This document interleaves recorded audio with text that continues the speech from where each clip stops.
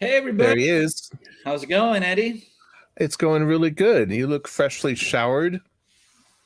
Thanks. Either that or it's just the Florida humidity. Yeah, I got off a little bit of a walk, and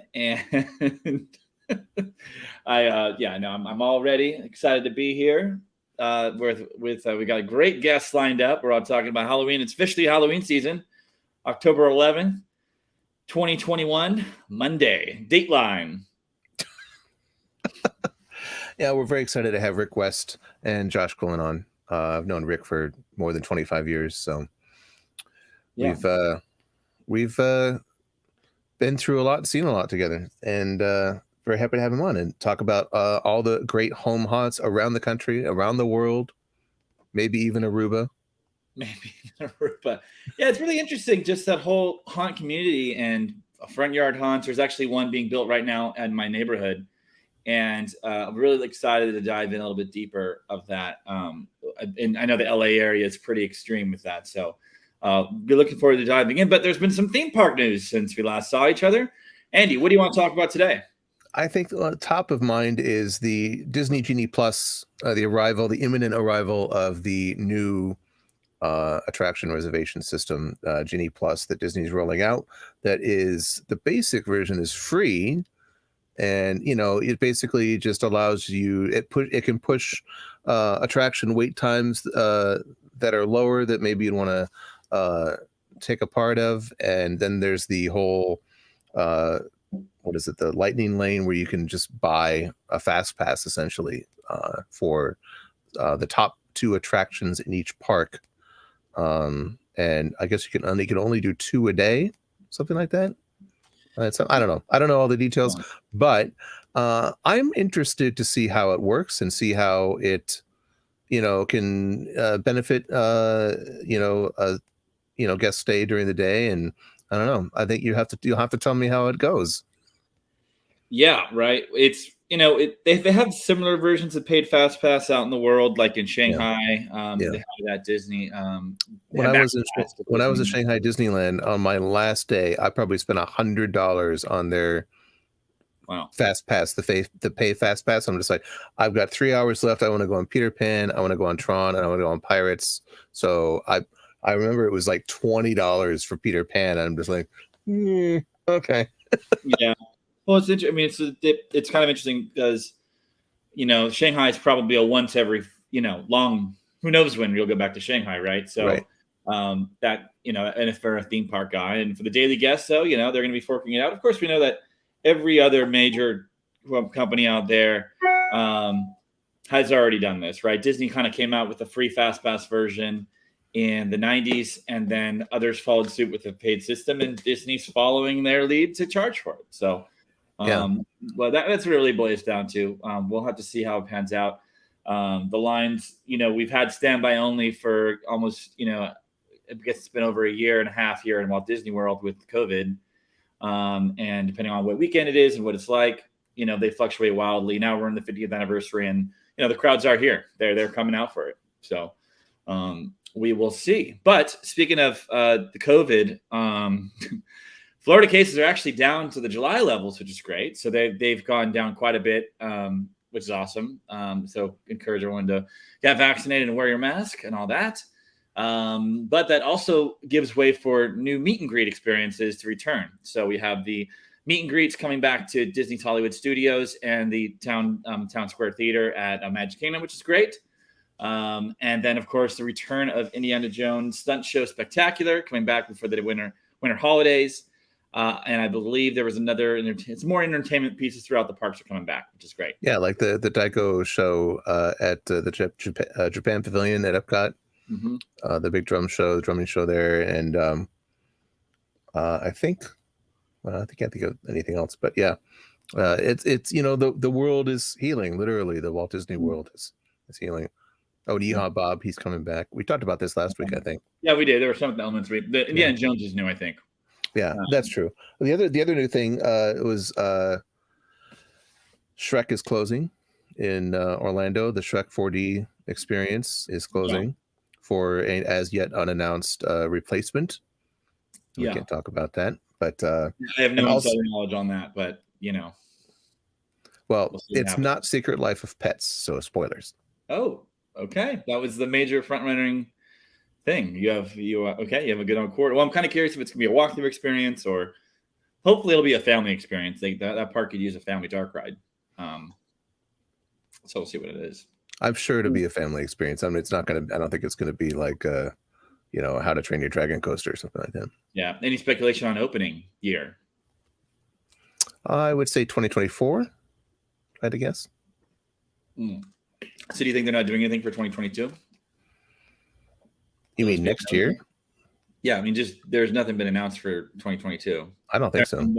No construction either. Like, Jurassic Park or Velocicoaster was being built for several years and out in the open, and they didn't acknowledge it. But yeah.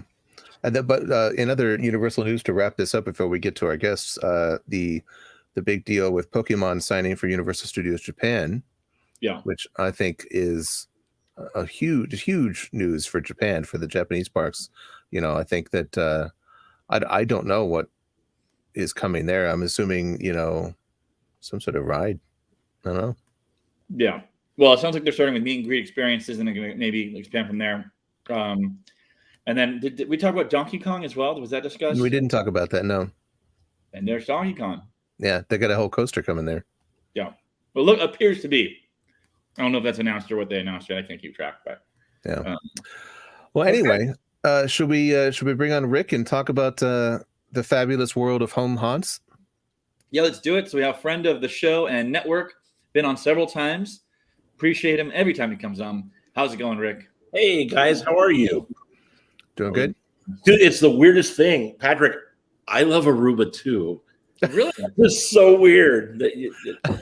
I've actually never been. It just cheeky and fair enough. Whatever. Yeah.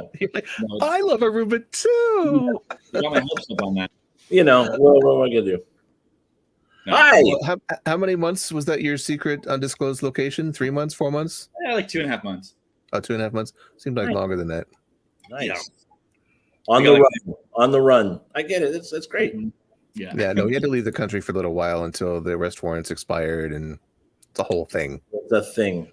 I get it. Well, Rick, it's nice to see you. Thank you for coming on the show as always, and we're very pleased to have you on to talk about some of our favorite topics, which is the home haunts. For a while we were pre-pandemic. We were talking about putting together a show centered around home haunts and the people who make them happen. Yeah.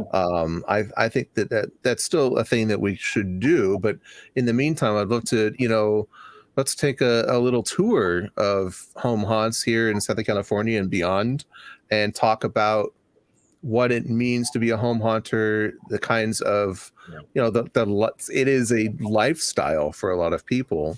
Yep. Which is the ethos of our show. But I mean, you have experience with home haunting yourself. A little bit, with Boot Hill from ages ago. Eons, back when Irvine was in black and white. Yes. No one was alive then. Back when dinosaurs roamed the earth off of before water. Yeah, no. So we should probably set this up. Home haunt is a thing that is worldwide these days, right? And a home haunt is everything from sticking the $25 projector of the ghost from Target on your front door, outside, to building something that is equal to or better than theme park quality in the space that you have, whether it's your front yard, your side yard, the entire yard, whatever. Home haunting in Southern California is literally unlike anywhere else in the world. We have the yards that are filled up with Walmart inflatables, and that's great because those things cost money and people take the time to buy them and set them up, and that's wonderful. But then I think it's also it's hugely because when Walt Disney created WED in the early 50s to create Disneyland and themed entertainment here in SoCal, that was kind of like the genesis. That was the big bang, right, of themed entertainment. Well, there are a lot of apples that have fallen very close to the tree. And there are many shops and a lot of creative companies here throughout the Southland. And, well, those those employees go home at night and they take their crafting home with them. And so I think that a lot of SoCal's home haunters, a lot of that's attributed to that this is like the birthplace of themed entertainment on the West Coast, really, for theme parks, for films. A lot of film stuff, originated here in Hollywood, obviously. So a lot of these folks go home and they have this outlet where they can like create something on their own canvas, where they don't have to answer to anybody. They're the boss and they can just have at it. And so I think we see a lot of that through the decades here in Southern California, really blowing up, starting with basically the early 70s. Some of the early home haunts in the 70s. Gary Korb, the Hallowed Haunting Grounds that was in Studio City for over 3 decades, was really like the flagship home haunt here in Southern California. And it was just this kid who went to Disneyland, fell in love with the Haunted Mansion, and said, I want to recreate part of that in my yard for Halloween. And it just blew up and became a thing. And over the years, by the time I caught wind of it and went to it, it was probably in the mid 90s. And boy, it was fantastic. It was the entire yard was involved. It was not a jump scare situation. There was no violence. There was no gore. It was just very macabre and very quiet and very mournful and very theatrical. Really, really theatrical. And it was a veritable who's who. Like you'd get there at 10 o'clock at night and there would be top Imagineers there hanging out, looking at things. There'd be celebrities. There'd be people from film studios there checking this stuff out. And it really became a thing. So flash forward, decades later again now, and we have old generation haunters here in Southern California. We've got new generation haunters. And that's really exciting to me when you have, 15-year-olds through 20, 25-year-olds making these home haunts now that are just mind-blowing. They're so good. And that's really exciting to me because home haunts, that's like the favorite part of Halloween for me. Yeah, we go to all the theme parks, we see all the things, but really driving around and seeing what people are doing at home just for the love of doing it, that to me is that's Halloween right there. And just to see that these young haunters are doing things that are so polished and light years beyond what their predecessors did, God, it just makes me wonder, like, what's it going to be like in 5, 10, 15 years from now? It's going to be mind-blowing. Yeah, I agree. It's funny. You were mentioning the whole time you were talking about Hallowed Haunting Grounds. I'm thinking like every year I went there, like in the 90s, and I managed to go on the same night that like Tony Baxter was there. Sure. And it was like, it's almost like a reunion of like, theme park professionals. And like you said, sometimes celebrities, you'd see Stamos would be there, or, Will Wheaton lives here in Burbank next door to my friend Keith Kaminsky, who we had on the show last year, who does a huge front yard display and is doing it again this year. So, yeah, I think Haunting Grounds, that's like the first place I met Dave Cobb. He was a big fan of Hallowed Haunting Grounds. So, yeah, like lots of roads, lead back to good old Hallowed Haunting Grounds. Unfortunately, Gary's not around anymore, and that's long gone. But boy, the impact, right? The impact that he and a bunch of his teenage friends, made all those years ago, just because they wanted to bring a little piece of the Haunted Mansion, home at Halloween. Boy, the landslide that caused here in Southern California. God bless him. For sure. Yeah, I mean, my friend Keith, I mentioned, he's an art director for themed entertainment, and so, like you said, he just gets to do whatever he wants without, some, creative director or corporate overlord, bearing down on him. Yeah, absolutely. We all get to play Yale Gracie when we're home haunters. What a cool thing, right? And it's not even something it shouldn't even be like intimidating to people, because if you want to set up anything, you just go to YouTube and there's like tutorials on all of these things. It's amazing, the resources that haunters have at their fingertips these days. It's fantastic. Yeah, 20, 30 years ago, it was like, you had to know somebody or figure it out yourself, or, you go to Gary Korb and be like, hey, I want to help out. I want to learn how to do this. And he'll just like, all right, here's a hammer, Absolutely. Yeah, totally. Pre-internet, right? There's no the way that word would get out back then. It's amazing, right? Newspaper article, who knows, right? Yeah. I mean, back then there was no list. There was no resource, right? Now, today we use the SoCal Haunt List, .com, and that's your roadmap for Halloween. But I remember back in the day, it was my friend Ken Pellman saying, dude, you got to go see this thing in Studio City. And I'm like, Yeah. but I live in Irvine and that's so far, back then, right? Yeah. And I remember going, and I got there one night and it blew my freaking mind. I had never seen anything on the scale of Hallowed Haunting Grounds. So it's just weird that we got anything done pre-texting and internet. It's so weird, right? Well, you brought me into your home haunt back in, I want to say 97, 98 with Boot Hill. With Man, you and so, Shay and yeah. So Boot Hill, so this was, as do many large scale home haunts, because Boot Hill has become a large scale home haunt. It was just a couple of friends just wanting to get together and just put a few decorations out and like hand out candy, right, for the neighborhood on Halloween. So our first year of Boot Hill, there wasn't even really much of a Boot Hill. I think we put up a few like wooden crosses in the front yard, and we bought some foam jack-o'-lanterns with funny faces at like Hallmark, and we put them in the front yard, and that was like it. That was the first year, and like people loved it. We were like, hey, this is kind of cool. And then after that, it embiggened, and then flash forward 10 years later, the entire front yard's involved. It's got an entire Western theme, but very quickly we started growing that. And I have a background in music and certainly understand the depth of having audio versus visual, and it's got to all come together to be a really good themed experience. It doesn't even need to be a haunt. It's got to be a themed experience, right? Before you even knew what themed experiences were. This is long before I was ever in the industry.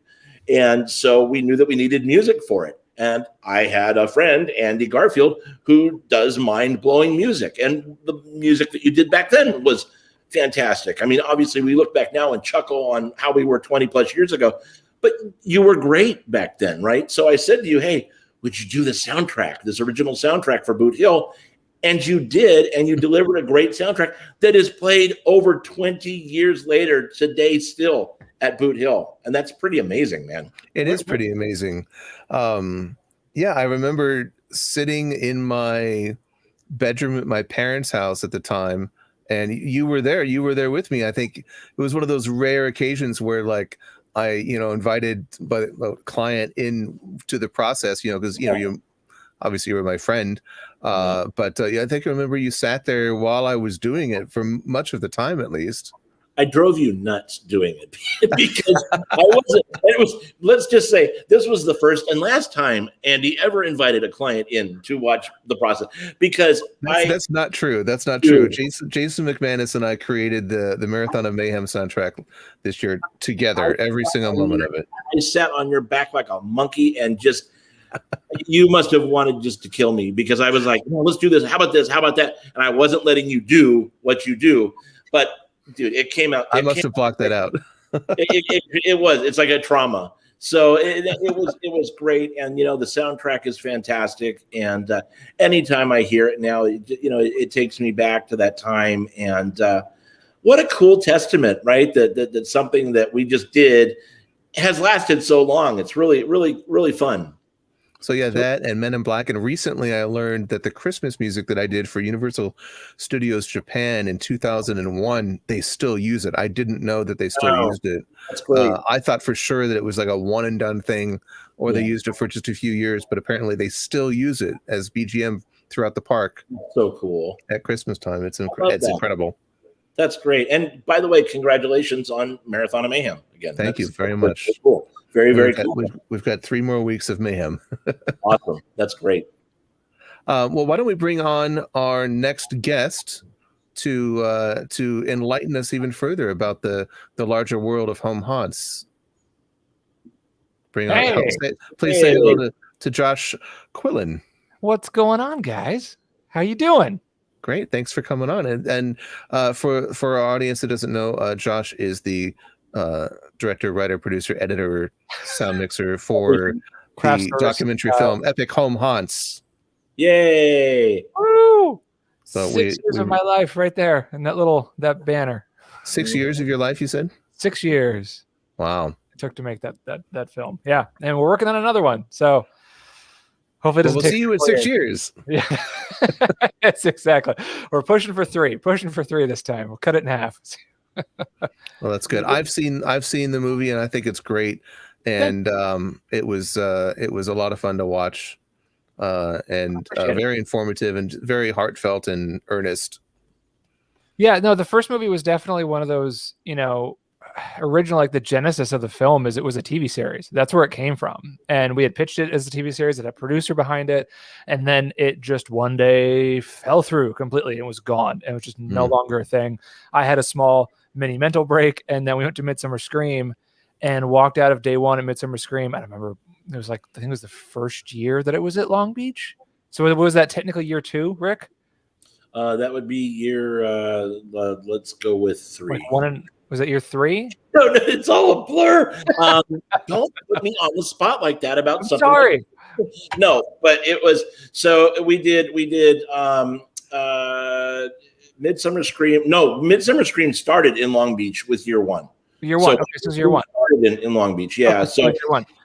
Yeah, because we were interviewing people for the TV series at the convention that shall not be named that was in Pasadena originally, and then Midsummer Scream happened, and we were like, "Well, I wanted to do the show just fell through," and we walked out of Midsummer Scream year 1 and went, "Screw it, we'll fund it ourselves and we'll make it a film," and that's what we ended up doing. We ended up just completely self-funding, self-distributing. And it took way too long to complete, but it was super fun. We ended up moving from LA to San Francisco halfway through the film, and then had to drive 6 hours every time we would go film, because most of the film happens in LA, and or all of it happens in LA. Yeah, it was a lot of work. It was a lot of fun. And then I roped Rick into it, and it was a good time. No, it was fun, dude. It was fun, and we're ready to go with you on this the second ride. Cross country this time. Cross country. We're doing all around now. It'll be fun. So, Josh, what inspires you about home haunts that to the point where you wanted to make a documentary film about it? Like, what are home haunts to you? What do they mean to you? Well, it started with Hollywood Haunter. So Chris and Gina from Hollywood Haunter have been friends for a long time, and the stuff that they would build was so outrageously mind blowing. And the year they did, what was it called?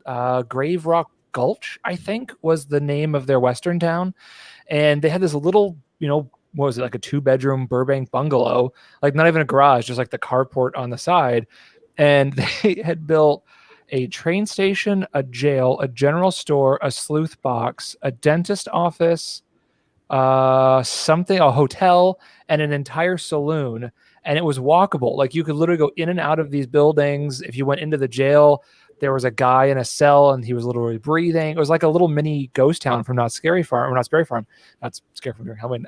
And my mind exploded. I was just like, this is insane. This is incredible. And when I think it was Rick or somebody was like, well, there's others. Like, what are you talking about? There's more of this. And, once we started learning what the community was doing, it was just, it was this slippery slope of like, oh my God, these are my artists, my back alley artists friends doing stuff on their own with no corporate overlords, and that's like my vibe entirely. Just it really is a quintessential outsider artist function. It is. Or it really art. Is. If people don't know what outsider artist is, it's just basically anybody who expresses some sort of artistic creation that isn't a professional artist. Yeah. Well, that's like, Beware of the Dark Realm, who's in the film up in Santa Clarita. They're not studio guys. They're not professional artists. Yeah. Scott Sibley is a retired U.S. postal worker. Like that's all he does. But he's putting on a haunt. It's a full-on castle. That's, I don't know how many houses, but I think we do have a picture of that. We could throw that up because that's the Beware of the Dark Realm. They're heavy hitters, man. Yeah. And this is last year. This is their small version. From last year, that was just kind of like a walk-up thing. Yeah, wow. But I mean, they're postal workers. He delivered mail for a living and has just learned how to do this over the 29, 30 years he's been doing it. Wow. And I love that about it. I love that it's just people expressing themselves in this way and just going full bore. Like I'm all about over the top and outrageous, and this is as over the top and outrageous as you can get. And it makes the neighbors unhappy at times, which is, kind of pushes my British anarchy type side.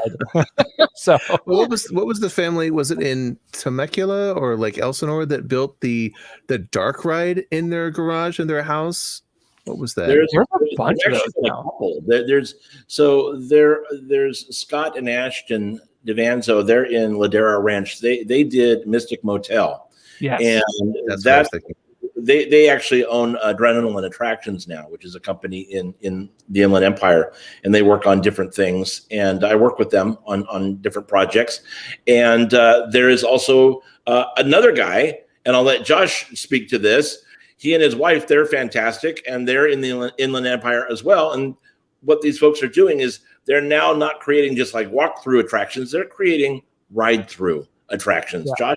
Josh, I'm guessing you're talking about Coble Haunter. yeah, Yeah. So Brett and Melissa Coble, we actually had them on our podcast last night. They've built a dark ride in their backyard, and they change it every year. It's a brand new theme every single year. And they didn't do it last year, obviously for obvious reasons, but they're doing it again this year. And they've added like a mini walkthrough to the front of it now. So their queue actually goes through, because the whole idea now is that you're entering a manor, and it's creepy uncle something, I can't remember the name, who's like giving you a tour of the manor, and you actually walk into the manor in this little mini walkthrough. That's their queue. And they've got literal like steel queue bars and everything. And it's this house in Riverside. It's just in their backyard. And they bought Costco garage tents and built a dark ride. And he's to the point of now, he was telling us last night that next year the carts, because the little vehicles he built are based on mobility scooters. So he basically ripped apart a mobility scooter and then rebuilt it into a custom made dark ride vehicle that runs along a metal tube track that he kind of, he can fashion along. as you do. But he told us next year it's going to be track powered. So the cars are actually going to have their own bus bars. Yeah. And he also told us there's another group, I don't remember their name, who has created a trackless dark ride in their garage. Which made my head explode. I'm like, these guys, it's in their garage. And like, this is the stuff 25 years ago Disney was just figuring out how to do, and now some guy has it in their garage. It's They're going to get a cease and desist from Oceaneering. But I mean, they're incredible. And then in Indiana, you've got Chamber of Souls who's doing a dark ride. They're doing a full-on recreation of the Haunted Mansion. Wow. In the backyard, they've built doom buggies. The track is like 2 or 3 feet off the ground. They took their deck that was you open up the back door and there's their deck and their pool is right next to it, and they've turned it into the Haunted Mansion, and it legit looks like the Haunted Mansion. It is the Disneyland walk up to the loading platform, and you get on a doom buggy and it takes you through their backyard, and it moves super slow, and they've got the speakers for audio, and they're building part of it inside, part of it outside. It's insane to me. And it's a husband and wife, just 2 people. That's it. And this is like part-time. It's great. It's incredible. The amount of time and money that people spend on these is just mind-blowing to me. It's incredible. Yeah. And you would be shocked at how inexpensive it is at times. Like Beware the Dark Realm, for as big as they are, they only spend a couple $100 a year. What? They're not spending thousands and thousands of dollars. They built a giant dragon at one point that works a lot like I think Knott's does their puppets, where it's like a single line from the top, and you kind of hold it and you can push it back and push it forward. They built a full-on dragon head, and it's just rubber garage mats that they cut up and glued together, and were able to like carve it down and fashion it up into a dragon, and it looks real. Like, it's amazing. Oh, maybe dragons aren't real, but you know what I mean. It looks like legit creepy. Wait. What? They're not real? Sorry. Wah, wah, wah. Dude, don't do this to me. Well, that brings up a good point. Rick and I were talking before the show about talk about building materials and people spending a lot of money or not a lot of money on stuff using recycled materials or recycling things and upcycling things and whatnot. But that's been a big issue with haunters this year, apparently, with the extreme, especially in previous months, that like the price of lumber is going down. But like 3-4 months ago, when home haunters would start to like think about building what they're going to do this year, the price of building materials was just like astronomical and through the roof. Yeah. And that's had a big impact this year. Yeah. Yeah. It's delivered a 1-2 punch. Like last year, obviously the world's on fire. Nobody's doing anything. And then, so everybody's like, okay, 2021, this is the big comeback year. And then, earlier on in the spring, I start getting, messages saying, dude, I'm not going to be able to do my haunt this year because, my dad and I went to Home Depot to start getting stuff, and the lumber has gone up. Like, you know, what used to cost $16 now costs $60, and so we're not going to do the haunt again. And so this is just, COVID has been the gift that keeps on giving. That said, there are a lot of home haunts and a lot of new home haunts that just have been springing up. And last year absolutely was the year of the home haunter. And they literally saved Halloween last year with all their determination and ingenuity. And this year, you know, my girlfriend and I, we've gone out and we've stopped at over 30 home haunts already this season, and we've done all the theme park things. So Halloween is really, really strong this year. It feels fairly normal-ish, and but I feel really bad for the people that are on budgets or younger haunters that have been saving up their money, and you know they can't play again this year because you know now there's different reasons that they can't with the COVID, the price spikes on supplies, and it really sucks. So we're hoping that everything has come full circle, you know, next Halloween, and everybody can kind of roll up their sleeves and get back to doing what they really, really want to and love. I was just looking up, I'm here in Burbank, and one of my favorite haunts here in Burbank is Rotten Apple 907. And I just looked it up online and said they're doing a show this year, October 22nd through 31st. It's London themed this year. In the London fog, so it's I guess Jack the Ripper theme. There are going to be multiple things going on. I was gonna say it's a bunch of it's like English folklore type things all kind of thrown together. Yeah, it's great. I am now super pumped for that. Yeah, it's good. They're a really good example, though. You're talking about like recycling materials and stuff. So like their storage is insane. But a lot of their flats and their sets and things, if you go behind it and you look behind, you'll see the studio spray paint, you know, property of whatever, because they just dumpster dive basically at the studios and take a lot of their stuff. There's a bunch of the sets that they have. There was one of the castle facades they had that was straight off the Jimmy Kimmel show. It's Jimmy Kimmel did something and then they just chucked it. And so Rotten Apple knew somebody and somebody pulled it out of the trash, gave it to them. They just put the castle up. It was like done, one and done. But their storage is crazy. Like they've got 20,000 square feet or something like that in Acton of outside. I was just going to say, they're the ones that got flooded out in your movie. Spoiler alert. I mean, it's not spoiler, but yeah, it's they not only so you want to compound it. So their storage got flooded out to the point of those big like train shipping containers you see on trains. That storage facility has them all like lined up and people can rent them out. Those were picked up and thrown miles downstream. The only reason why their stuff didn't is because one trailer came and I guess hit another trailer and stopped and like went into the dirt. And so all their stuff just kind of threw up against this one, you know, container. Not only did they get flooded, but when they went to go tear all their stuff out, there was a giant hive of bees that decided to take residence up in their props. And so they had to have like people come out and remove these bees because there were thousands of them, of which they later found out were killer bees. So yeah, it's great. And to this day, they said, we were talking to them a couple weeks ago and they were saying they're still digging mud out of all their flats and their props and stuff. Yeah, and it's been 3 or 4 years. That's one of the things I love about the home haunts too, and home haunters is just like the dogged determination and dedication that they all have to create their haunts at seemingly all costs. Yep. Physical. No, Rotten Apple, when they got flooded out, that was in July. That was like first or second week in July, and by whatever it was, September 6th, something, they were building at home. They were out there setting it up. And that year, because of how hellish it was, they ended up changing their theme and doing it as the trip through hell. So as you started in a witch's cottage, you went through a portal to hell and just experienced hell because that's what they went through. I do remember that. Oh, thanks, CJ, for pulling up a picture. Yeah, and that's after it had receded because the floodwaters were 5 or so feet high. Preston Meyer was saying when he was in it, it was up to his chest, basically, when he was walking through it. Yeah, it was insane. Totally devastating. No, they lost a lot of stuff. Patrick, we haven't heard from you. What's your experience with home haunts? Have you been to a lot, or are there any in Orlando at all that you go to? Yeah, my first experience was I got connected with like Gerg Yeah. in California, and he connected me with some friend back when I was just trying to start off with themed entertainment, and somebody was building a home haunt in their back front yard, and I actually like volunteered and helped build it. This would have been like 2011 or 10, and it was like a steampunk drill going into the middle of the yard. It was really cool, and I didn't no idea that there's this whole huge wide community out there at the time.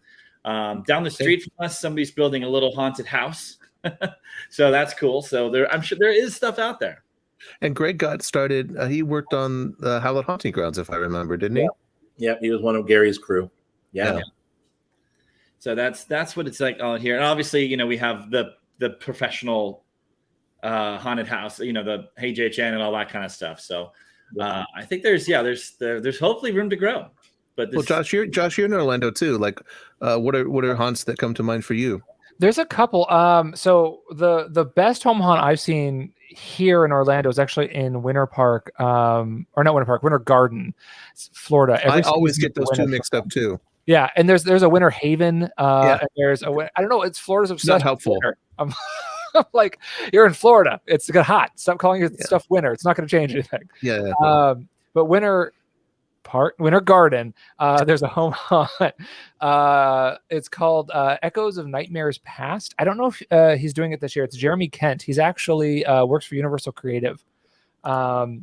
His haunt is insane. We filmed it a couple years ago, so there's a full walkthrough on our YouTube channel if anyone wants to check it out. But he has 300 square feet in his garage, and it's just him. Like, he has no help, generally no scare actors. It's just him. And what he produces is obnoxious. It is so good. And it feels like it goes on forever. He does that you just constantly doing angles back and forth on each other to try to make things feel larger. His is crazy though. He's kind of a party guy. Like, it literally ends in his kitchen. And anybody who goes through the haunt, he invites to hang out and stay. And he just throws parties every night. So, yeah. I'm sure his neighbors love him. What was the name of that again?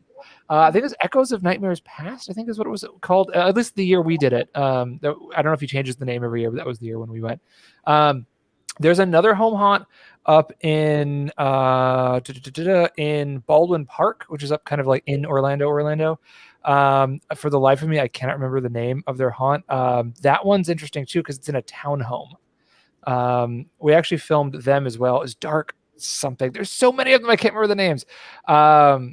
But that one's actually going into their home. You go into their home, into the foyer, and then you make a right into their garage, and then they've partnered with a couple of houses next door, and so you're going through like 3 or 4 of these garages in this townhome, and then you go outside the garage through like a corn maze that they've set up. It's pretty cool. That one's neat because it's not, they don't have a lot of like high-end stuff, so a lot of their walls are literally just cardboard boxes that they've sort of stapled together, but what they've put together is great, and it's a super long haunt. And there's a couple of displays. There's some really neat little displays here and there. There is, however, a new home haunt this year that normally only does a Christmas haunt. They're doing one for Halloween. And it was like Slaughter. I was trying to look it up, but my Instagram's being extremely annoying right now. It's Slaughter something. I'll try to find links. I'm the worst ever. But they're doing a full-on walkthrough. They've sent me a couple of pictures. Like, they've got a giant pallet maze in their backyard, and I think there's stuff in the garage. So there's a few here in Florida. And there's not a ton, but there's a few. One of my favorite home haunts ever is it was put on by my friends Gavin and Jason Fox, who are now they're creative directors at Frame Store in London, but they do work on a lot of themed entertainment attractions now. I worked on a couple of big rides with them now, but I was introduced to them by their YouTube video Fangoria 2010, and I put the YouTube link in the chat. Where they built a time machine. So this all happened in their like 200 square foot garage in London. and they built this time machine on wheels that you would get in, and they would turn it around, and you would go out into different scenes and then get back into the time machine and turn it, and they turn it, and you go into another scene. You can watch the video. It's one of the most incredible things I've ever seen. And that's how me and like Dave Cobb and others like got to be friends with them. We just reached out and we're just like, holy shit, this is the most incredible thing we've ever seen. Yeah. Tell us more. And you know, and now, you know, we work with them semi-regularly. You know, I remember when that video made the rounds and was a thing. It was pretty mind-blowing, and it was also pretty like, oh, it's not here in LA, you know, type of thing. We're like, where is this thing? And they're like, well, long walk.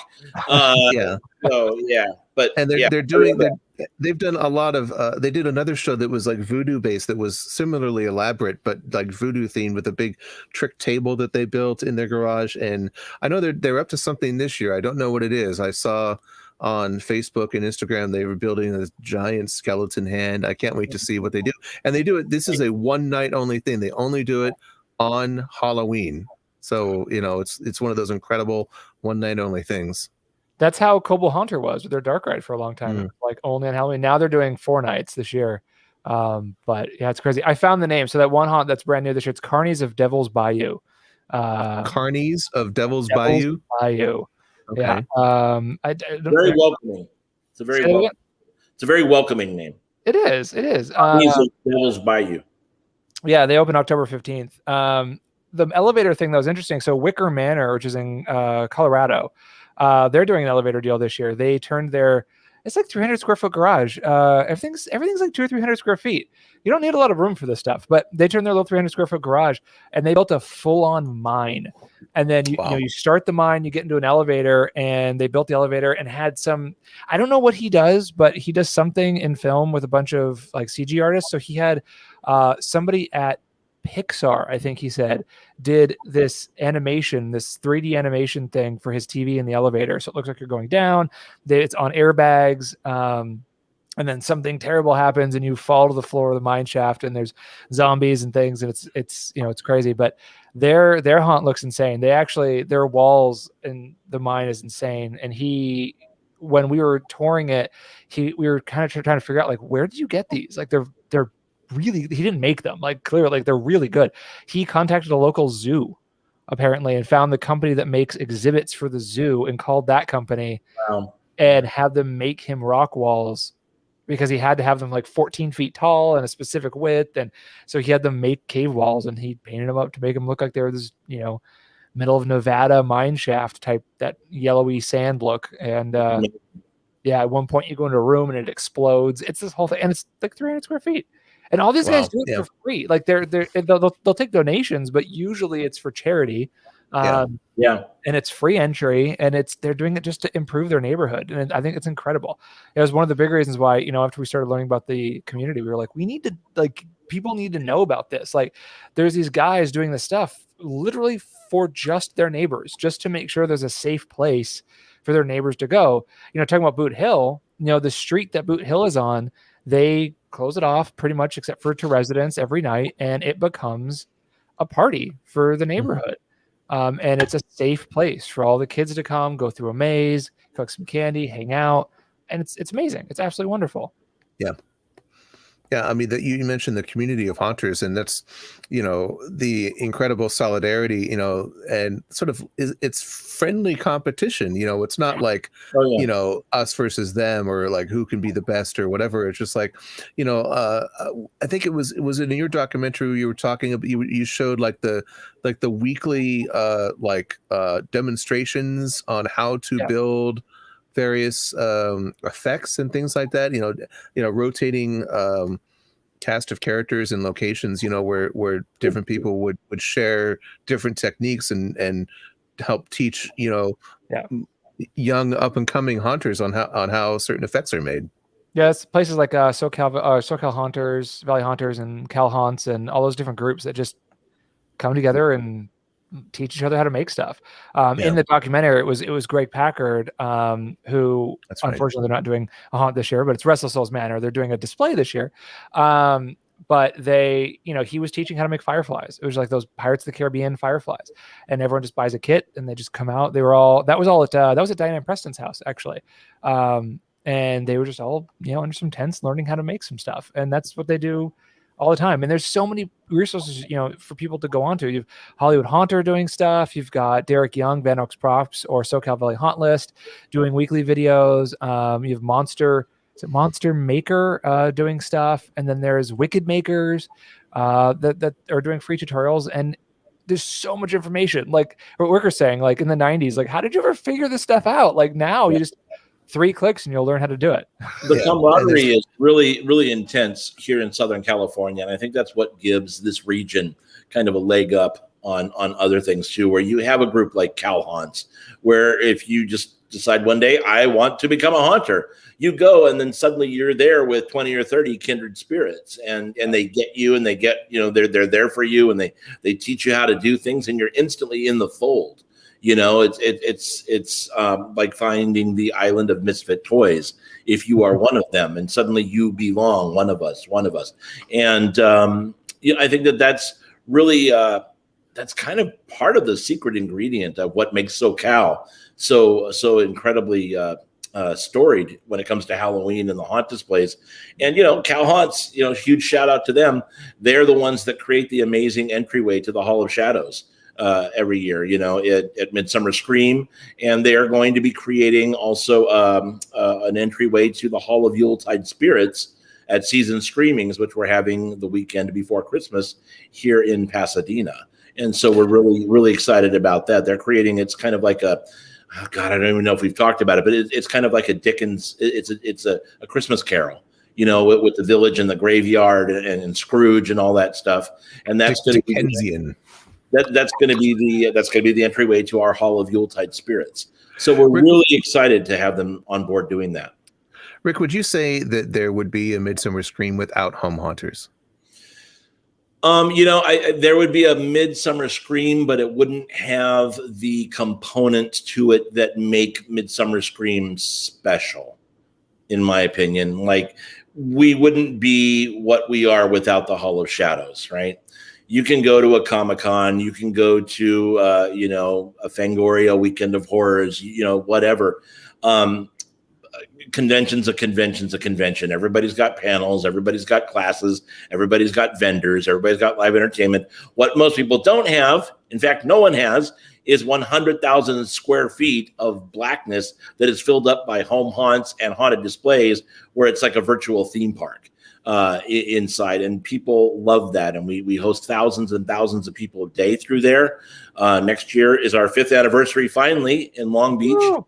And we're looking at having upwards of 50,000 people from around the world, come to that.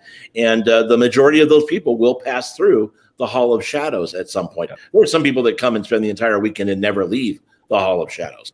So it's kind of like whatever they want to do, at Midsummer. We have so much going on that it's like a buffet of Halloween and horror stuff that you can just indulge whatever you want for the entire, weekend. So no, I mean, Midsummer is successful in the way that we are successful, the same way that Scare LA, we created Scare LA, and those two things, the trajectory was so incredible. It wasn't a mistake. I mean, we are ground zero for, the haunt community as far as the theme parks. I mean, it started, almost 50 years ago at Not Scary Farm, which is the granddaddy of all haunts, theme park haunts. And then, you have things like Hallowed Haunting Grounds in the 70s that caused this explosion that we have now we go out almost every night and we will not see everything here in Southern California this season because there's so much and it's amazing. And so we have that palette to use, and we have that buffet to choose from when we're creating a Midsummer Scream. And so, no, Midsummer would not exist as it is now without the home haunters and the haunt selection here in Southern California. It wouldn't be as successful in the middle of Ohio. It wouldn't work out probably in, Mississippi. There are haunts there, but not to the extent of what we have here. We have the entertainment, we have the themed entertainment, we've got the home haunt folks, It's all kind of right here. And so that's why we don't replicate Midsummer really anywhere else. Because you can't transplant that, because the home hunters really aren't going to go, if we decide to do it in Texas. Home hunters from SoCal, they're not going to bring all their crap to Texas to set up for a weekend. So it is what it is because of where we are and who's involved. Well, you're taking a trip to New Orleans this month, aren't you? To go down to New Orleans and check out some of the stuff there. Tell me what you're going to see there. Yeah. So my girlfriend Nova and I, we really like to get out and at least go one place every Halloween season to see how Halloween is done elsewhere. And in 2019, we went from to Hawaii to Las Vegas to New Orleans to Fresno, and we saw all these amazing haunts, and then of course everything here. And boy, we landed in New Orleans, and New Orleans is amazing anyway. But I'm telling you, if you got to pick like one place to go check out at Halloween, New Orleans knows how to do Halloween. So what we're looking at here is a picture. It's a home haunt that we didn't even know about. We just kind of like found it. It's called the Skeleton House. And it's this huge sprawling property. And what you're seeing in the picture here, this is probably about 1/4 of the display, because the yard goes forever with huge trees with hanging moss, the real Spanish moss, hanging, and every year they add to and change the skeletons, and it's kind of like a rip on like who's in the news and what's going on, and it's very family friendly. It's not gross. It's not off color. It's fantastic. And so that's there. There's another house that I kind of can't remember. It's right off. It's either in the French Quarter or right off the French Quarter, Monster Manor, maybe I think it's called. I don't know. But there are also pro haunts in the New Orleans area that are unbelievable. We went to one in Baton Rouge, which is about 90 minutes outside of New Orleans. We're going to go to and visit again because it was so good. It was literally the best haunted attraction I've ever been to. Sorry, I love everybody else, but it's the 13th gate, and it is. My mind just exploded going through this thing. It was just so bitchin' and so well done on all levels. So we can't wait to go back, because of course last year just doesn't exist.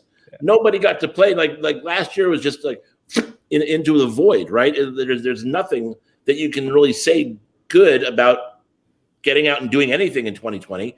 And so we were grounded with the rest of the world. And so we weren't going to do anything really this year, but we were like, you know what? Things are opening up. We are just like itching like hell to get out and see other things. And, we really toyed with going somewhere brand new. And it came down to, look, I don't want to go experience something brand new with the stupid masks on. I just don't want to do this.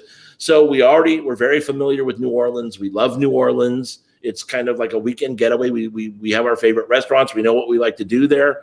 And so we're like, you know what? Let's go back to New Orleans. Let's visit our friends at New Orleans Nightmare, which is a major haunt there that's owned by 13th Floor Entertainment Group. And let's go visit our friends at 13th Gate in Baton Rouge, and let's see what else is out there. And so Nova goes online and she's finding different things for us to do. And we reached out to a big haunt out there called Rise. And Rise is about an hour and 15 minutes or so, I guess, outside of New Orleans. We're going to go do that. We reached out to them, and they're excited to have us. And so it's great when you get out of your bubble to go check other places out and see how they do things. And it also completely like affirms, in your mind, you're like, well, this is all great. It's wonderful. But the home haunts and the quality of and the complexity of our home haunts here, like nowhere compares to SoCal. So what we have here is something very, very special when it comes to the SoCal home haunt scene. But yeah, the pro haunts and stuff, boy, if you can get out and travel around at Halloween, do it. And just, you will find that America is full of fantastic haunted attractions. Well, that's the truth. I mean, and would you say, I know that a lot of people in Southern California here, I won't say SoCal, I'm not going to do it. In Southern California, you just did. You just did. You lose. I've lost the game. Yeah. No, but I know that a lot of people have used their home haunts as a gateway into the industry. Like I said, Keith Kaminsky, my friend, is art director does a big home haunt. He started doing home haunts, and then he became art director for the themed entertainment. Would you say that without a doubt, would you say that some of these big pro haunts, like you were talking about, do you think that the people who started them started with home haunts, and it's like kind of like a gateway to building like a big pro haunt? Can you think of any examples? Yeah, I think so. Like Reign of Terror in Thousand Oaks, they started as a home haunt.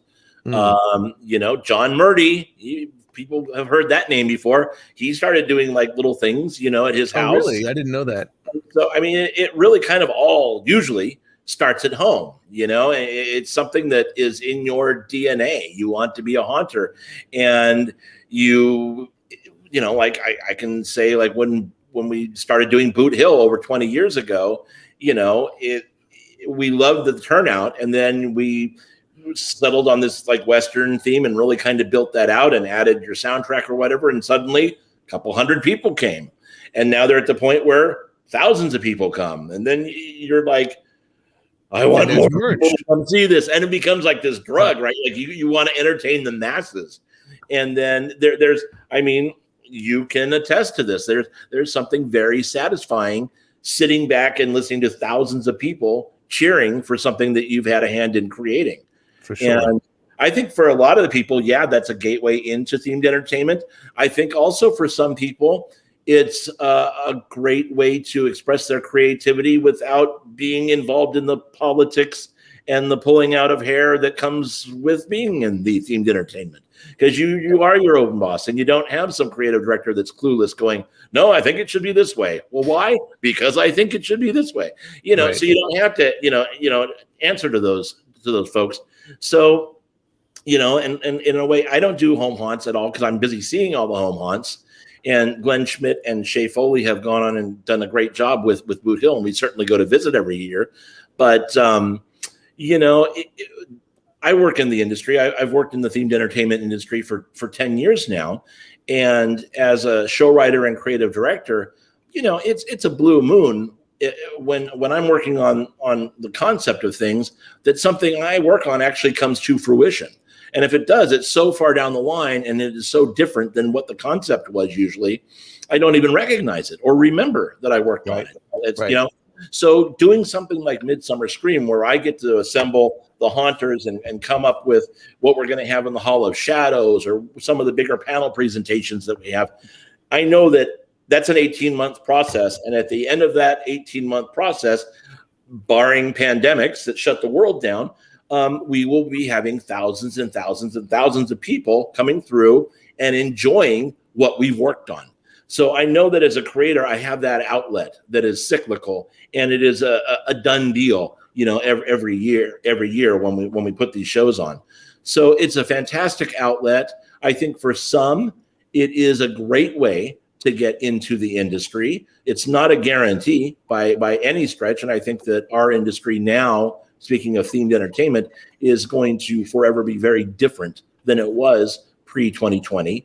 I think that there will be fewer opportunities because people have learned to wear multiple hats. And I just think that these companies have learned to work and create things on a greater downsizing of their teams.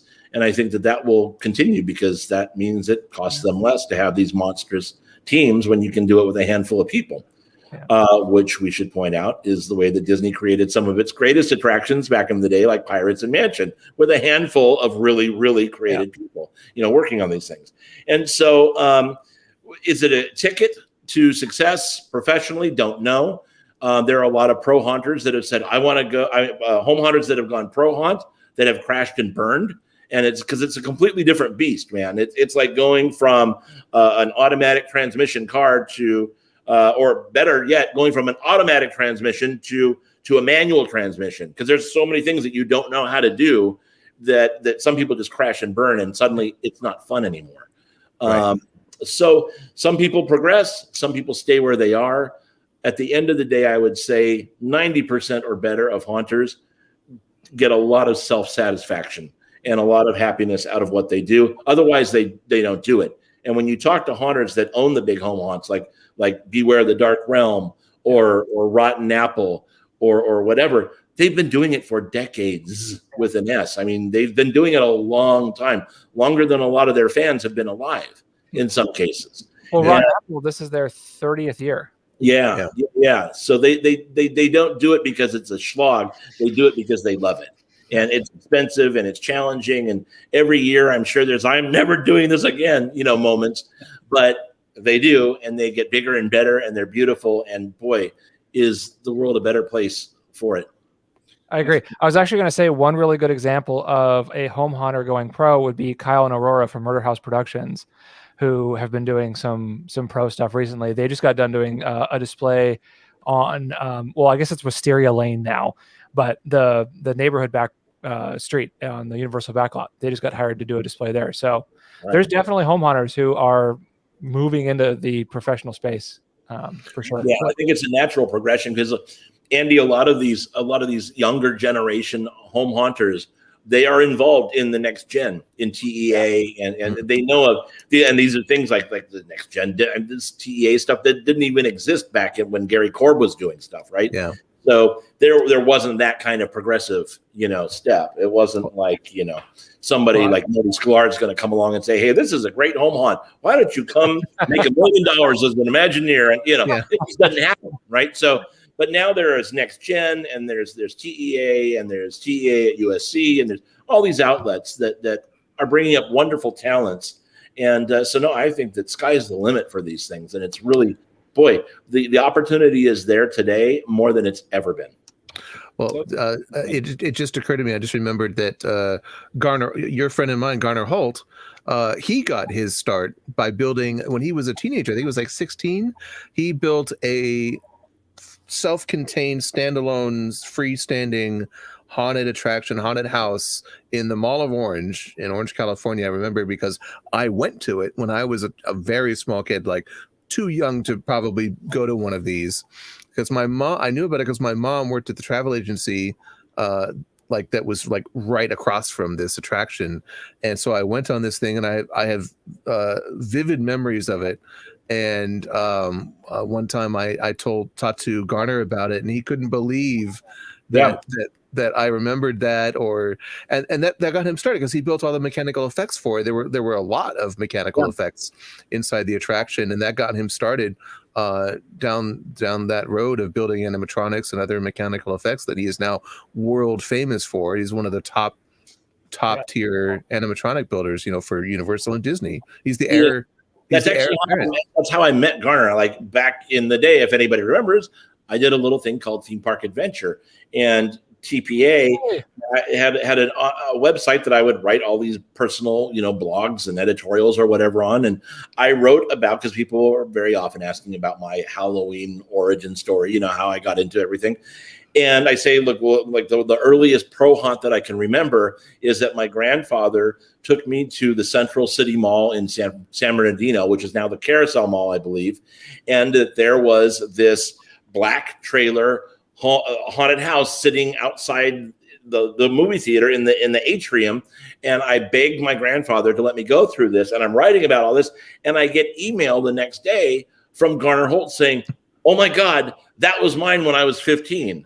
I did that, and that was my very first attempt at a haunt or whatever, and so that's how I got to know Garner, not through TPA, not through meetings or going whatever. It was because I wrote about my very first pro haunt experience that I remember, and he was like, oh my God, somebody remembers, this is amazing. And so he reached out to me, and we've been friends for decades now, ever since. That's amazing. Yeah, Garner's a great guy. I love him a lot. Yeah. Random Garner Holt story, not necessarily related, and it'll take 3 seconds. My mother went on a blind date with him like 20 something years ago. I almost just spit my Coke out. And that's the next episode. Sponsored by Malibu Rum. Yeah, exactly. No, because that was she did that pre Chuck E. Cheese, because he was the guy who did the Chuck E. Cheese animatronics. That was like his big thing, right? Wasn't that what got was his bread and butter for a long time? Yeah, that was the Chuck E. Cheese stuff. Yeah. Hilarious. Yeah, Patrick, he must have gotten the contract. Patrick, you have some questions. Yeah, Rick, we heard earlier your favorite was one in Baton Rouge. Josh and Andy, do you have favorites? Haunt experiences? Oh God, pro or home? What are we doing? Let's do home. Oh God, there's so many. Let me think. Keep in mind me too. I'm not gonna hold you to it. I honestly, I mean, it might be. I don't know. I don't think it's a cop out, but I have to say, and I love all home hunters. You all are amazing. I have to say that you all are fantastic. I think if like there was one that I had to be like this one, this is I think Rotten Apple. Rotten Apple do an obnoxious job every year, and the fact that they change their theme every single year, the amount of detail they go into, and their passion behind it is just there's no comparison. They're amazing. I got to jump back real quick, Patrick. There is an absolute difference between favorite and best, like in my opinion, right? So the most polished pro haunt that I've ever been to, the most mind-blowingly holy crap haunt that I've ever been to is 13th floor. It is 13th Gate in Baton Rouge. I have my favorites, obviously, and I grew up with Not Scary Farm, so that's my favorite, theme park event. It's not always the best. The components of it, not always the best, but it's my favorite. So, and Josh is spot on. Like when it comes to home haunts, man, that's like literally asking you like to pick your favorite child. Yeah. And most parents have favorite kids, and they won't tell you. But really, with the home haunts, it's really hard because they each have their own forte. They each have they have their own thing that they bring to it. Like I could easily say, well, my favorite was Hallowed Haunting Grounds because it was so legendary. But, there have been things since like Rotten Apple or Beware the Dark Realm or, any of these things that we go to that, you fall in love with. You fall in love every season with these new home haunts. And favorite is a hard word. And I've been asked that ever since I, did Halloween stuff with TPA. What's your favorite? And I would always say, taking a pass on that because I love them all. You do love all of them. And that's not a cop out. That is the way it is. And I think that's why I certainly spend so much time and so much resource traveling to see these haunts, right? It's not free to do that. And certainly Josh can attest, it ain't free creating a documentary for 6 years about home haunts and getting ready to jump right back in and do chapter 2 now. We do this because we love it, and we do it because we're fans, right? We're fans first. And that goes back to Midsummer. Midsummer is, I think, successful because we are fans first and we create the show that we want to go to as fans. So getting to have something like the Hall of Shadows where we can kind of pick and showcase different haunters, what a great seat of privilege to be in. To be in that situation where we finally can say, well, I'm going to come hang out at your house for 5 minutes and take pictures. But I would like you to come to Long Beach and set this up so it can be on a world platform with thousands of people coming to see this and then seeing it broadcast all over the world on videos and on YouTube and all this. What a great opportunity to be able to give back to the community that way. And to me, that is my single favorite part of being part of Midsummer Scream is being able to give home haunters this spotlight that they normally wouldn't have and this chance to show the world literally what they do. It's incredible. Shout out to home hunters, by the way. Sorry to interrupt, because I don't know if people realize like they're building full on like mini mazes during Hall of Shadows, and they have 2 days to put it together and like roughly about 24 hours. Yeah, and like 4 hours to tear it down. And it's amazing the stuff that they're putting together, and it's just total shout out to those guys because I could not. Easy. It's not easy. No, it is not. Yeah. I love that you managed to turn that into a plug for Midsummer Scream. That was fantastic. Yay! MidsummerScream.org. My favorite, I mean, I don't get to a lot of home haunts. I do as many as I can here in the Valley. By the Valley, I mean San Fernando Valley. And there's so many here just in Burbank alone. I have to say, just for sheer scale and dedication, I love the Backwoods Maze here in Burbank, mainly because like every year, I mean, it is a permanent fixture of their backyard. They've turned their entire backyard. Here in Burbank, the lots are about 1/4 of an acre generally, and their entire backyard, so like 1/8 of an acre, is this permanent wooden maze that they dress differently every year, and they have different effects and different props and whatnot. But I'm always so impressed with just the dedication of just like, well, this is our life now, and this is our backyard. It's just this haunted attraction forever. You can see it from on the satellite. This backyard full of wooden mazes. Yeah, I just think it's incredible. That was a father-son crew, and mom was involved also, and sister. But I mean, dad and son, doing this up, and they haven't done it for a few years now. And it's one of those things that once it's gone, boy, do you really miss it. It's like losing a friend. Don't know that they're going to do it again, but certainly it lives on. I shot it for years on TPA, so you can go to Theme Park Adventures YouTube channel, which is still around, and you can find years of the backwoods here in Burbank. The last year was 2018, I think, wasn't it? Around then, 17 or 18, yeah. And then of course COVID, and a lot of haunts aren't coming back, from that. Boot Hill hasn't done their thing now for 2 years. COVID obviously squashed it in 20, and this year they just, like so many people, had a hard time finding anybody that would commit to come out and do it. And they still weren't sure at that point when you got to pull the trigger. People realize you don't pull the trigger on a home haunt like 3 weeks out. You pull the trigger like 5 or 6 months out, because you got to really plan. And depending on what level you're going to, something like Boot Hill, you take almost a year to plan everything. So it's hard. You're playing the waiting game. There's Delta, there's Lambda, whatever these variants are coming out, right? And they had to make a decision, and they didn't have anybody that would commit. And then of course, again, there's the building cost, and so they're dark this year too, with full intent to come back next year. But you know what? Every year that you don't do a haunt, you lose that muscle memory, man. And building a haunt the size of Boot Hill, even though it seems like it's the same thing every year, it takes a lot, man. And when you take 2 years off and you're in your 50s or whatever you are when you're a haunter building these things, you start thinking, well, maybe we're just going to start visiting things from now on. Yeah, so when things do go away, there is no guarantee that they can't come back. Yeah, I mean, I was going to mention this. None of us are getting any younger, and I can imagine, some of these crews that have been around for, 20, 30 years doing this, that they're just sort of aging out of it.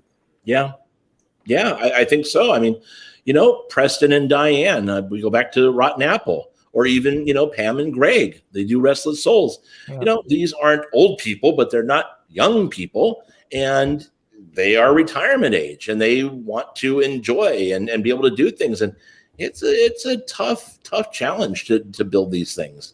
Yeah. It's hard for me I'm coming up on 52, and sure, I'm not old, but I'm certainly not young. I'm tired just driving around, looking at all the stuff that we look at. And if I'm tired traveling around, seeing things that people are building, I know that the people that are my age or older that are building these things and then working them every night, forget it. That's dedication on a whole other level, man. That is superhuman. I have a question. So you kind of have, you have the Hall of Shadows, correct? At the yeah. And it's kind of an interesting concept to bring everybody there to one spot to kind of be able to fill out a room. And I want to get to Midsummer one of these days. I will. Yes. I can't wait for that. Has there been any precedent for, let's just say, a group of 10 or 8 to 10 home haunters to come together and get a commercial space and build something and try to establish a haunt experience that's more commercial? We had the guys from Scream and Stream here in Orlando that created something from nothing just because of COVID. Are there any cases of that working out there in LA? So people talk about that all the time. And for anybody in the industry, I say that's like having 10 creative directors on one project. Right. You tell me how that's going to work out. That's a big ask. And typically it doesn't work out. We've seen that play out in something like there was a haunt here, Coffin Creek. They still are up and running, but years ago, friends of ours that work at Garner Holt, they still work at Garner Holt. They had 2 haunts there that were fantastic, and their haunts that were there were by far the strongest components of Coffin Creek. Yet at the end of the day, when money and all that stuff gets divvied up, the people that maybe had haunts there that weren't as good, they're getting the same amount of money. And so there's that business aspect that's very challenging to that. And that's not my story to tell because I was not involved in that. But I can see how that'd be very challenging. And creative wise, man. Just you know how it is. Like if you've got like a handful of creatives all working on something, we all know that it's not kumbaya and Tinkerbell dust. I mean, it's a lot of disagreeing and a lot of, oh, come on, man. There's a lot of back and forth on any creative project. So yeah, you got something as volatile as Haunters, and Haunters, they're volatile. You know, you get them in a situation where it's like 10 of them trying to flesh out something. I personally don't think that works. I have friends that think that would work, and they talk about doing that all the time. I've seen it end poorly before in real life, and just in theory, working with creatives and knowing how creatives function and knowing how I function as a creative, I don't want to have 10 other cooks in the kitchen with me. So, I mean, I would say no, that it's better just to have standalone experiences where everybody's their own captain rather than throwing everybody together into a mush pot, and you probably end up with mush. Yeah, Well, yeah, the auteur theory of Haunt stands, I think, as the best formula. So Josh, I have a couple more questions. Tell us about your new documentary coming out. So we have Haunt available on Amazon Prime right now. What's the future for you? Yeah, so the documentary is currently on Amazon Prime. Very annoying if anybody had wanted to see it recently. Amazon actually just removed it from being free. They went through a huge part of their library, and basically anything that they didn't self-produce, they're no longer allowing to be free with Prime. So you can still rent it, but you can get it on Amazon. You can also get it on Vimeo on demand. So if you're not in either the UK or the US, if you have access to Vimeo, you can rent it or purchase it through their platform. We're working with Amazon to try to get it to the only other two countries they'll let us in is Germany and Japan. So we're working with it to get it there, and hopefully maybe working with some distributors to try to get it to other countries. Our original distributor basically closed its doors, went out of business, and never told us. And so, you know, they got us into some other platforms that we were never paid for. So we had a fun experience with that. So we strictly went with Amazon, and then Vimeo, because we control those entirely. Unless Amazon decides to allow us to not be free. Chapter 2, we actually just announced it a couple weeks ago. We were going to start last year, and then COVID happened. And so that kind of stopped us from doing it. And then we thought, okay, well, maybe we can wrangle COVID into this. And that's an interesting thing to try to explore, see how home hunters overcame it. And we're still exploring that a little bit, but that's become a lot less of the what the story is going to be. The whole idea with the first episode, so I guess what will officially be called Chapter 1, was kind of setting the foundation, right? Like, a lot of people don't know what in the heck home hunting is. I mean, clearly, this episode, right? So if you watch the first chapter, it's split up into little definitions, and by the end, we actually define what an epic home hunt is. That was very purposeful to just, here's 4 examples. This is what it is. Now you understand. We'll move into Chapter 2 now, and now we can see how crazy it actually is across the country, and what all these people are doing and all the different things. We're looking at, hopefully, we had 4 haunters in the first film. We're looking at closer to 40 in this film. So there won't be as much time spent on each haunt. Obviously, if you take 90 minutes divided by 40 people, everyone gets like 70 seconds of screen time. So it's, there's not going to be a lot of heavy focus on one haunt, but hopefully, it'll shine a light on what a lot of people are doing that aren't in LA, and, people in Indiana, or people in Florida, or people in Washington. We've talked to a bunch of people, hopefully getting some old school haunters on. We've got, Troy, who used to run Halloween Hellmouth up in Seattle or Washington, the Seattle area, who now still vlogs every day, but he doesn't do a professional hunt. There's a lot of people who got into home hunting watching his vlogs, and were super into it. So, talking to people about things like that. How did you get into it? What's the old school stuff? What's out there now? There's so many more makers. We only had Hollywood Haunter on the first time. Now we have Van Oaks Props, and we have Wicked Makers, we have Monster Makers. There's all kinds of people to talk to and show how big it is. And we're already talking about a Chapter 3 Oh, I need to take a nap already. Because we have haunts from Canada, the UK, and Australia reaching out. So it's a world, like Josh said, it's a worldwide thing. And the funny thing with Josh is like the past, few years we talk about whatever, and I say, when's the next one coming out? And Josh is like, there's nothing. But he's always filming stuff, and I'm like, dude, you don't even know it, but you're already making chapter 2. I booked when he gets heated. When he gets heated and said we're going to do it, I was like, you've been revving up for this. I know. Yeah, no, I mean, we've been shooting, so yeah. Yeah, but it's true. There are home haunts everywhere. Like we're getting ready to go to Las Vegas here pretty soon, and there are home haunts in Las Vegas. There are home haunts in Orlando. There are home haunts, name the state. What they don't have is they don't have a great aggregator. Like we have here, my roadmap is the SoCal Haunt List. There are others here, but that is like the one that we use, and Midsummer sponsors it, and it's really curated very nicely.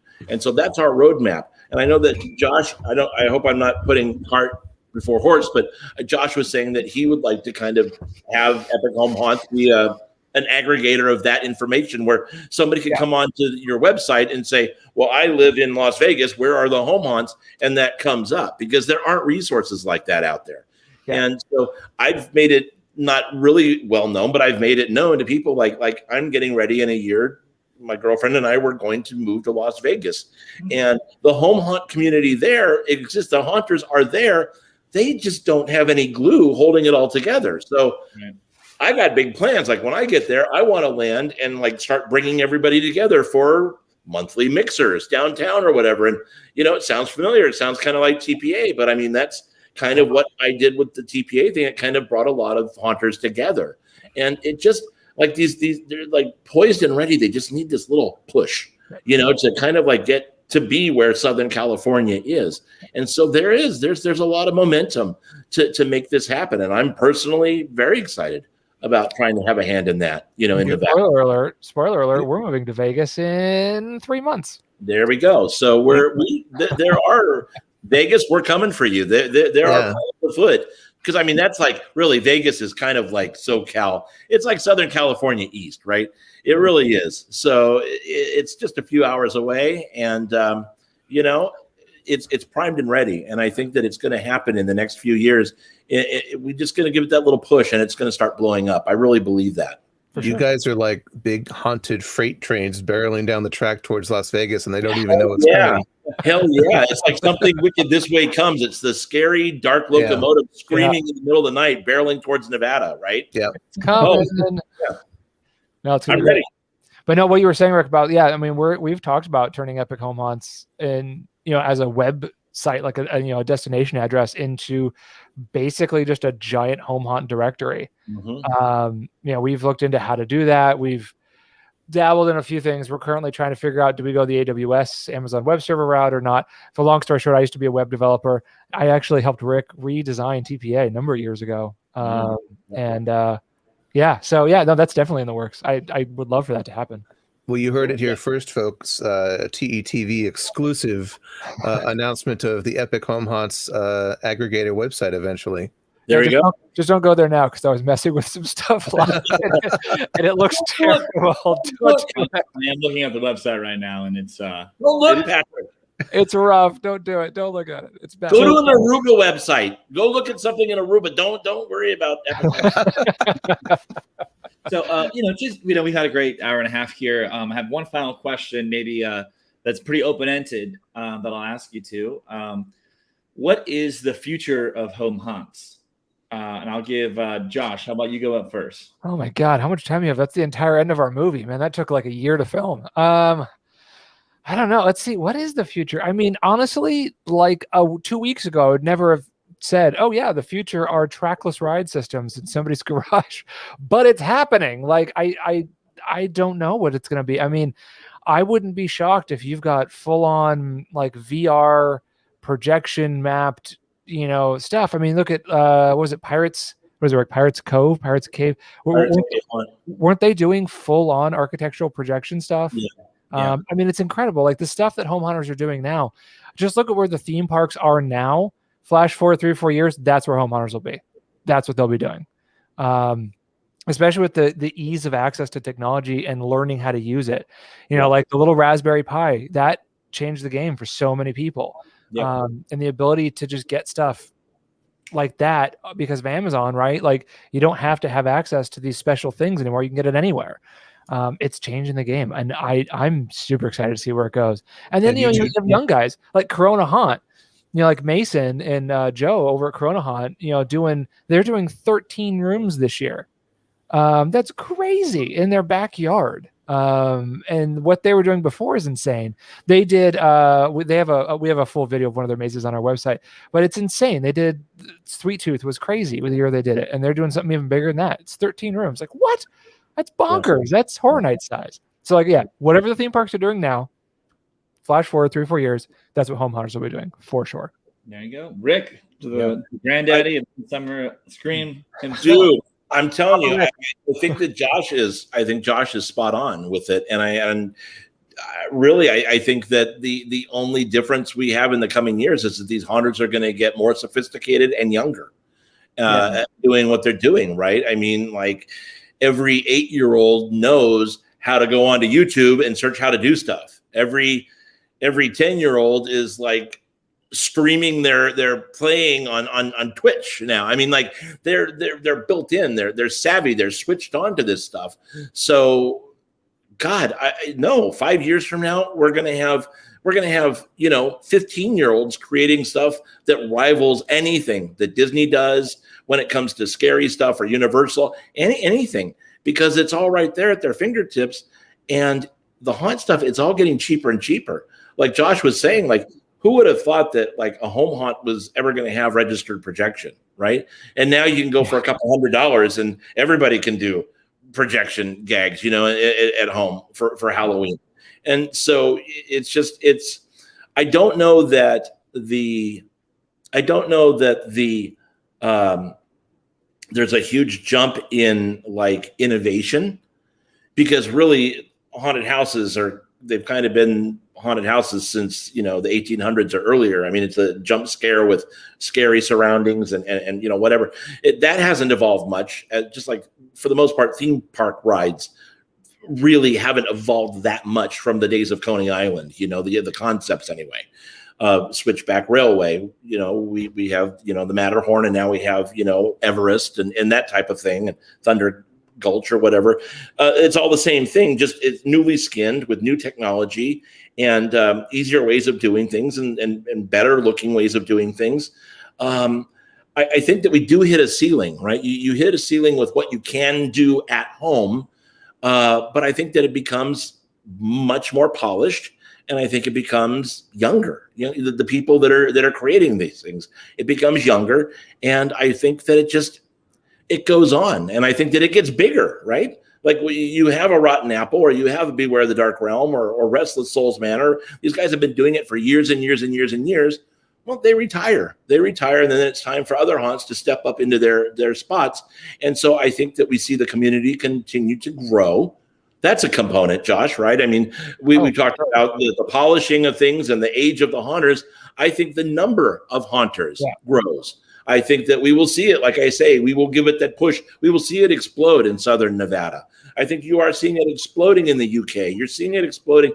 China really, really, really, really understand what Halloween is, and they really like that kind of idea. So we're starting to see things happen. We are seeing it right now, even in SoCal. The Inland Empire is exploding with haunts right now. Santa Clarita, like 10 years ago, it was all about Burbank. Right now, you go to Santa Clarita, you better set aside 2 or 3 nights, or you're not seeing everything in Santa Clarita area. So I think that's the progression, Patrick. It's the number. Like the haunters are growing, man. They're coming to get you, Barbara. The haunters that's exploding, and I think that's what's exciting, because that's an undeniable aspect and part of themed entertainment that is no longer the redheaded stepchild, right? It's not Garner Holt being a weirdo that he's the one that started with haunts. It's suddenly mainstream. Oh, you were a haunter? Yeah, I was a haunter. I grew up haunting. I think the number is exploding, and so we'll see that become more mainstream. I agree. Well, that's great. Well, thank you so much for joining us here today for Home Haunts, and go check out Epic Home Haunts on Amazon Prime. Pay $25 to download it. Hey, buy it. Just buy the thing so you can watch it over and over again. Hopefully, Josh, you can cut back on that if somebody goes and buys it, because I'm sure that's always great to fund the next venture. Yeah, everything literally just goes towards the next one. That's all it is. Like, my wife and I basically just funded it with a credit card the first time, and my wife is like, "You're not doing that again." I mean, so it's all, we got to figure it out somewhere. Fair enough. Rick, and go check out Midsummer Scream. If you've never heard of it, you've been living under a rock, a haunted rock. We appreciate you joining us, and like and subscribe. Epic Home Haunts, Midsummer Scream, TETV, and a big thank you for Josh and Rick from joining us today. Andy, anything else? You're muted. You are muted, sir. Thank It you. wouldn't be a real TV show without the I mute. was just going to say, I just wanted to thank everybody for coming on, Rick and Josh. Rick, it's always a pleasure to have you on the show. And Josh, it was really nice to meet you. And everybody, you guys hang on afterwards. We have a little, confab after the show. So thank you everybody for watching, and happy Halloween. And we'll see you again in a week or two. All right. Happy Halloween, everybody. Halloween.